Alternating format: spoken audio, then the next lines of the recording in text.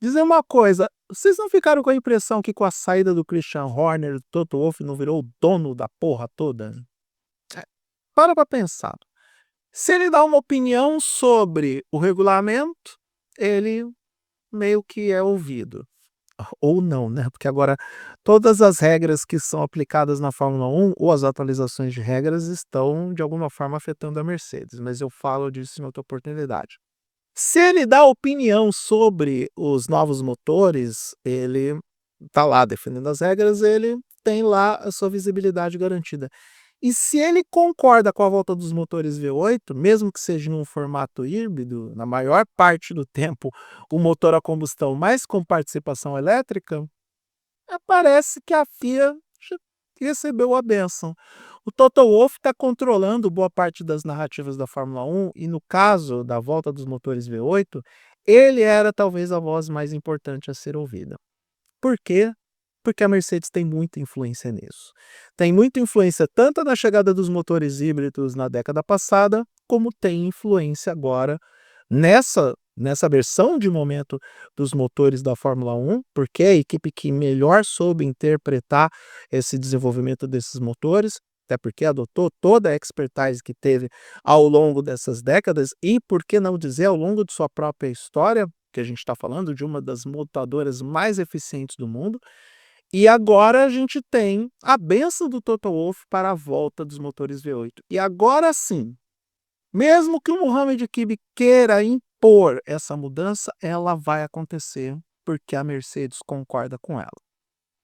É claro que a Mercedes não é uma voz isolada, porque a grande Al Capone que a gente tem na Fórmula 1 é, na verdade, a Ferrari. E a Ferrari também concordou. Fred Vasseur já se pronunciou sendo voz favorável à volta dos motores V8 numa versão adaptada a esse formato híbrido, porque todo mundo está pedindo para voltar, não é por causa apenas do barulho do motor que você tanto gosta. Meu amigo Cláudio, que assiste a Fórmula 1 desde 1984, e se esqueceu que na época da era turbo não era tão alto o volume do motor, tá? Vai rever os vídeos de 84, 85, 86 e 87, onde a era turbo ainda era majoritária, para ver se o volume do motor era tão alto assim. Tudo bem, tinha o lance do escapamento, que acabava produzindo um barulho maior, mas não era aquele som grave do motor aspirado que você tanto admira desde 1988, 89, 90. Uma galera aí que é muito saudosista, tá, que fica muito irritado com as revoluções e as novidades da Fórmula 1. Eu tento não acompanhar essa galera, porque me incomoda um pouco. Mas fato é que as equipes estão concordando com a volta do V8 porque é mais barato para elas.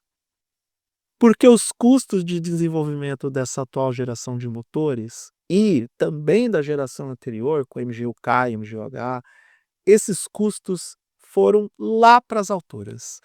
E, ao mesmo tempo que os custos subiram, a Fórmula 1 estabeleceu no regulamento uma coisinha que muitos fabricantes odeiam, chamada teto de gastos. Muitos afirmam que o teto de gastos deu uma limitada no desenvolvimento da Fórmula 1, que eles alcançaram um teto e que desse teto eles não conseguem passar.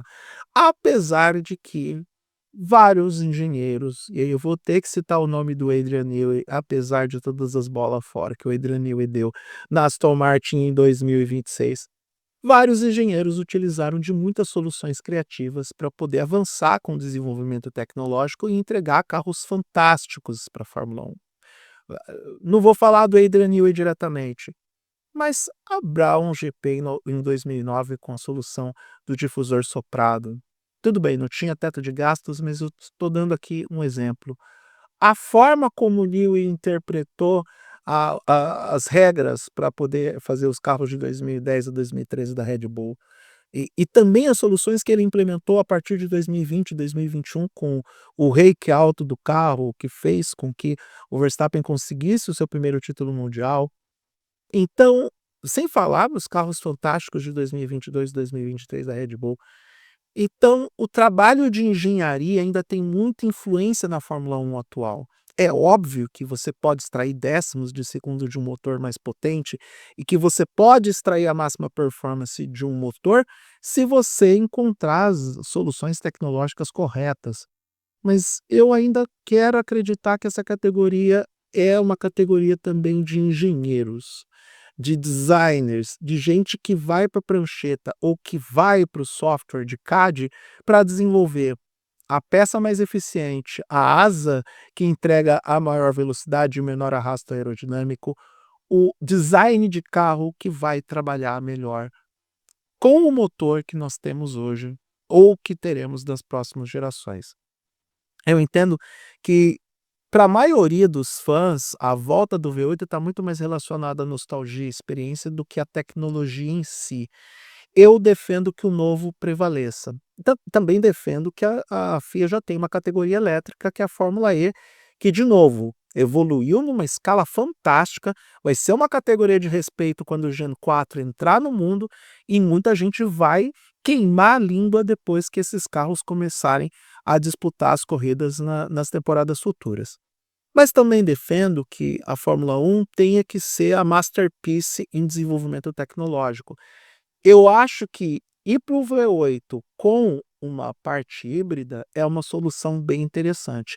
E a gente está falando de desenvolvimento tecnológico, certo?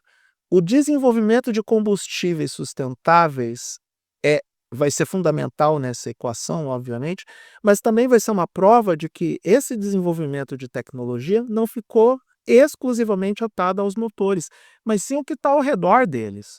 Outro exemplo do que eu estou falando, a solução que a Mercedes encontrou para esse motor da geração atual, que a partir dos materiais de construção você ter um elemento de dilatação e alteração da propriedade do material em função do calor, da temperatura que o motor trabalha, para poder ter uma maior pressão e ter uma maior performance do motor para ganhar os cavalos a mais de potência. Isso tudo, olhando de fora, é fascinante, porque é algo que vai um passo além do que simplesmente extrair uma maior potência a partir da performance, do regime de potência ou de outros elementos que seriam mais tangíveis para todo e qualquer desenvolvedor de motor. Então, a gente tem que olhar para a volta do V8 como uma oportunidade também para seguir esse desenvolvimento de forma mais sustentável nos aspectos econômicos e de forma mais viável para aquilo que a Fórmula 1 também sempre serviu como papel, que é entregando essa tecnologia para os carros de rua. Muita gente defende que essa ideia de motor 100% elétrico ela não barra só na potência, ela barra também na sustentabilidade. O que que a gente vai fazer com esses motores dos carros elétricos quando eles forem descartados? Como que a gente vai descartar de forma sustentável essas baterias? Há uma grande preocupação com a sustentabilidade em função do descarte das baterias ou do reaproveitamento das baterias. Ainda não existe uma solução para isso. Pelo menos não uma solução eficiente que promova também esse aspecto de sustentabilidade. Por isso, eu que sempre entendi que os motores elétricos seriam o futuro dos carros de rua, olhando para os recursos sustentáveis de combustíveis que foram desenvolvidos ao longo dos últimos anos, eu mudei essa perspectiva. Eu acredito mais em uma solução que seja híbrida mesmo. Da mesma forma como, e aqui eu estou fazendo um comparativo muito mal e porcamente, é hoje a solução das bicicletas elétricas, porque a gente depende, na maior parte do tempo, do fator humano para poder extrair o movimento, se bem que tem aquelas bicicletas elétricas que você aperta o acelerador e ela vai embora, só tá ali o pedal para você não ter que emplacar o veículo. Mas tudo bem, eu compro essa ideia.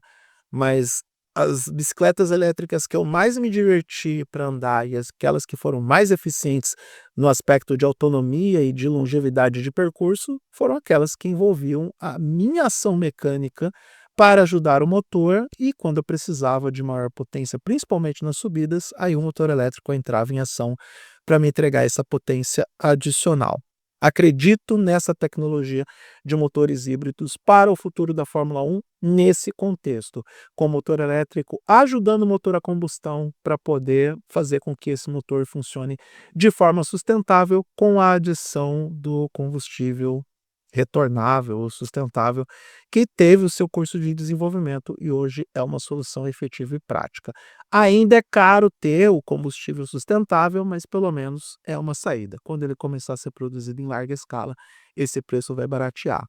E olha só que coisa, né? Toto Wolff, que começou como tema do vídeo, mandando na coisa toda, não mandou aqui, porque no lugar de eu falar do papel do Toto Wolff, eu falei de sustentabilidade e motores híbridos na Fórmula 1 e ao mesmo tempo entregando o barulho que vocês tanto querem. É surpreendente como a vida acaba fazendo com que a gente mude de perspectiva e mude de narrativa de tempos em tempos, não é mesmo?